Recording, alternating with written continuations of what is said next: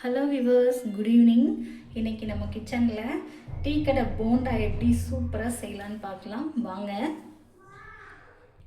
அதுக்கு 2 ஸ்பூன் அரிசி மாவு எடுத்துக்கலாங்க. இந்த டிஃபன் பாக்ஸில் தான் நான் மிக்ஸ் பண்ண போகிறேன். 2 ஸ்பூன் போட்டால் கரெக்டாக இருக்கும். கிறிஸ்பியாக இருக்கிறதுக்காக நான் அந்த அரிசி மாவு சேர்த்துருக்கேன்.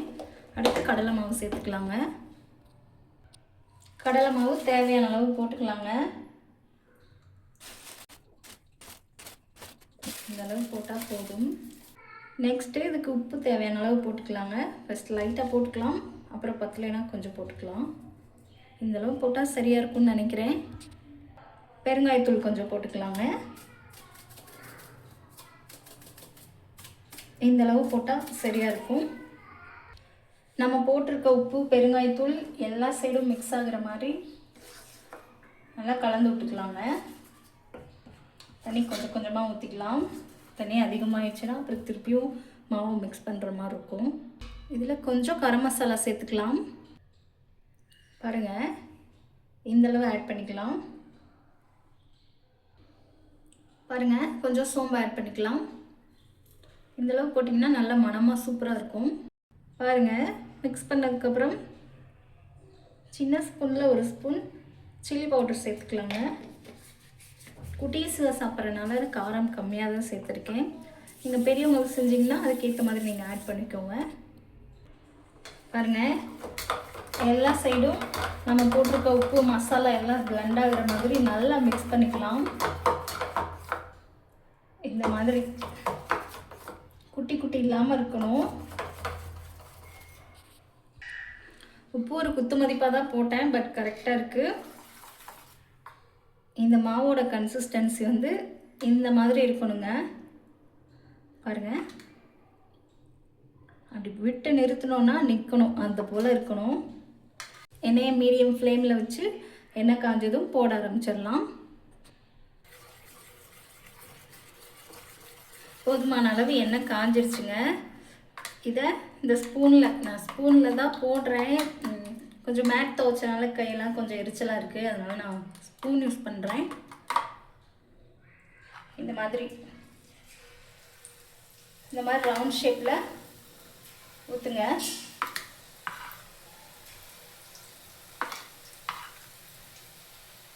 இது பண்ணுறதுக்கு நிறைய ஆயில் தேவைப்படாதுங்க, லைட்டாக இருந்தாலே போதும்.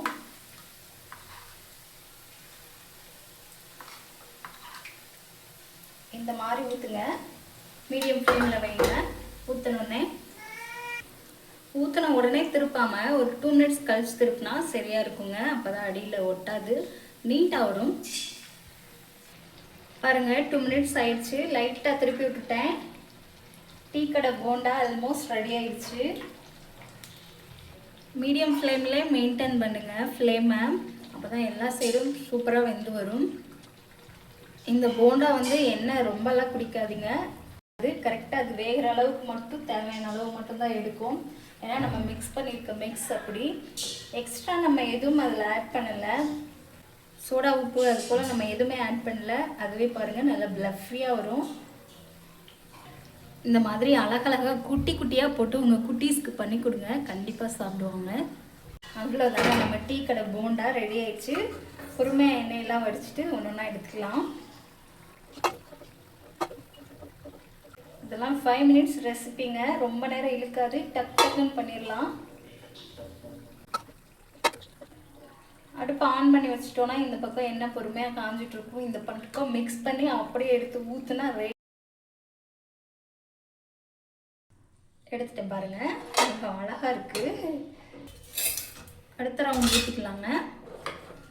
ஒரு டைமும் ஊற்றுறப்போ இந்த மாதிரி நல்ல மாவு மிக்ஸ் பண்ணி எடுக்கணுங்க. அப்போ தான் தண்ணி கோர்க்காமல் எல்லா சைடும் ஈவனாக வரும், எண்ணெயும் குடிக்காது. ஊற்றிக்கலாம்.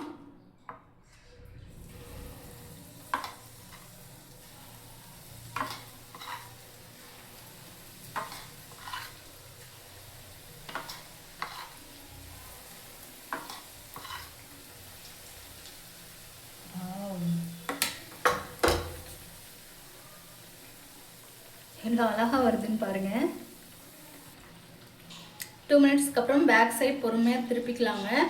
ஊற்றின எண்ணெய் பாருங்கள் அப்படியே தான் இருக்குது, குறையவே இல்லை. இது வந்து எண்ணெயே குடிக்காது, சட்டுன்னு ரெடி ஆயிரும். எல்லாத்தையும் போட்டு எடுத்துட்டு உங்களுக்கு காட்டுறேன் பாருங்க. நான் எடுத்த கொஞ்சமாவுல எந்த அளவுக்கு அளவு வந்திருக்குன்னு சொல்லி பாருங்க. நம்ம ரெடி பண்ண போண்டா ரெடி ஆயிடுச்சு பாருங்க, எப்படி புசு புசுன்னு இருக்குன்னு பாருங்க. எண்ணெயே குடிக்கலைங்க. இதுக்கு அளவு பார்த்தீங்கன்னா 8 ஸ்பூன் கடலை மாவுக்கு 2 ஸ்பூன் வந்து பச்சரிசி மாவு வந்து நான் எடுத்திருக்கேன். இப்படி எடுக்கும்போது நம்ம சாப்பிட்றப்போ க்ரன்ச்சியாக இருக்கும், உள்ளுக்க கொஞ்சம் சாஃப்டாக இருக்கும், சூப்பராக இருக்கும். எங்கள் தாத்தா வந்து இதை அடிக்கடி வாங்கிட்டு வருவாங்க. இந்த சைஸை விடவும் இன்னும் கொஞ்சம் சின்னதாக இருக்கும். அது வந்து டீ கடை போண்டா ரெடி. எண்ணெய் குடிக்காமல் மொறுமொறுன்னு டேஸ்ட்டாக இருக்குங்க.